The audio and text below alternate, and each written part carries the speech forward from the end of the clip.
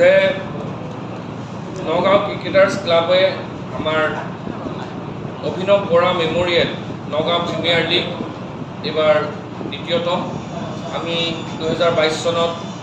অনুষ্ঠিত কৰিছিলোঁ আৰু এবাৰ 2024 চনত দ্বিতীয় বাৰৰ বাবে আমি আকৌ আয়োজন কৰিব ওলাইছোঁ। আমি নগাঁও ক্ৰিকেটাৰ্ছ ক্লাব নগাঁও ক্ৰিকেটৰ লগত জড়িত বহু ব্যক্তিৰে খেলুৱৈৰে গঠিত হৈছিল আৰু যেহেতু নিৰ্বাচন আছিল সেই নিৰ্বাচনৰ কাৰণে কিছু অলপ অসুবিধাৰ বাবে আমি ব্যস্ততাৰ বাবে আজি প্ৰেছ মিটখন দিয়া হৈছে আৰু আমি এই যিটো নগাঁও প্ৰিমিয়াৰ লীগ ইয়াত নগাঁৱৰ 52জন নগাঁও ক্ৰিকেটাৰ্ছ ক্লাবত 52জন আমাৰ প্ৰাক্তন খেলুৱৈ সংগঠক আমাৰ ক্ৰিকেটৰ লগত জড়িত ব্যক্তি জড়িত আছে আৰু নগাঁও প্ৰিমিয়াৰ লীগ আমি দিনে দিনে আমি আগুৱাই লৈ যাব আমি চেষ্টা কৰিছিলোঁ। প্ৰথম বছৰ আমাৰ 50,000 টকা প্ৰাইজ মানি আছিল টোটেল প্ৰাইজ মানি আৰু এইবাৰ আমি টোটেল প্ৰাইজ মানি 1 লাখ টকা আমি প্ৰাইজ মানি এবাৰ দিম। তাৰে 50,000 টকা উইনাৰ 25,000 টকা ৰানাৰ আপ আৰু 10,000 ছেমিফাইনেলিষ্ট আৰু 5,000 টকা বেষ্ট ফেয়াৰ প্লে। আৰু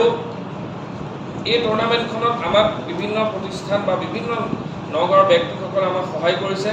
আৰু আমি 16টা টিমৰ ইয়াত জইন হৈছে 16টা টিমক আমি জইন লৈছোঁ আৰু যেনেকৈ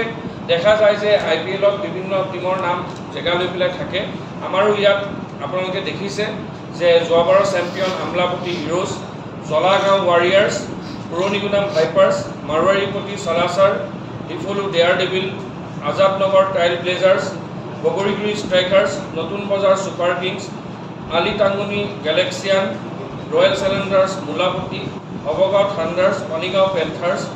খুটিকটীয়া Youth Challengers Rupohi Royals Poly Titans আৰু বৰদোৱা ৰাইডাৰ্ছ এই 16টা টিম থাকিব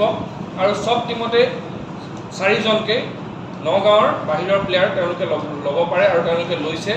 আমাৰ প্ৰায় 60জন নগাঁৱৰ বাহিৰৰ প্লেয়াৰ ইয়াত আহিব খেলিব আৰু অহাকালিলৈ আপোনালোকক আমি আপোনালোকে উপস্থিত থাকিলে ভাল লাগিব। অপেনিং চেৰিমনি 10 বজাত অনুষ্ঠিত হ'ব আৰু ইয়াত উপস্থিত থাকিব আগৰ প্ৰাক্তন ইণ্ডিয়া আণ্ডাৰ-19 খেলুৱৈ তথা IPLৰ খেলুৱৈ আমাৰ অসমৰ আবু নেছিম আহমেদ আৰু তেওঁ কালি মুখ্য অতিথি হিচাপে এই টুৰ্ণামেণ্টখনত উপস্থিত থাকিব